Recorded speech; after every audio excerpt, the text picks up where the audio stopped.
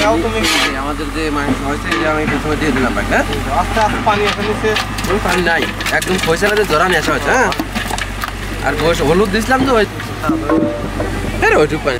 এখন হচ্ছে আমরা মরিচের কুচি আর পেঁয়াজ কুচা দিয়ে দিলাম। হ্যাঁ ভাই না প্রথমে দিলাম হচ্ছে কাঁচা মরিচ আর এইবার দেবো হচ্ছে পেঁয়াজ রসুন বাটা। রসুন তুমি শুকনো মশলাগুলো রেডি করো। হ্যাঁ এটা হচ্ছে জিরে বাটা জিরে আর আদা বাটা আদা আর হচ্ছে ইলাচের ফল ফল ছেঁচা নাকি? হ্যাঁ সেটা দিয়ে দিলাম। একদম বেশি দেবো না? না আর এবার কিছু দাঁড়িয়ে দিয়ে দিলাম। হ্যাঁ দাও।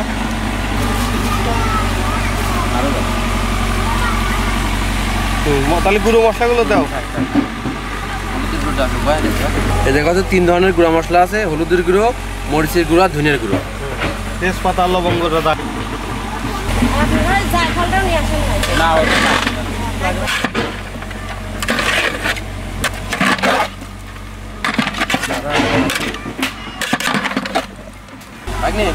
মশলা যে বাড়িতে দিয়েছিলাম সে বাটি ধোয়া হালকা একটু পানি, কারণ না দিলে তো নিচে লাগে যাবে না। একবার লাগিয়ে চুল জাল দেওয়া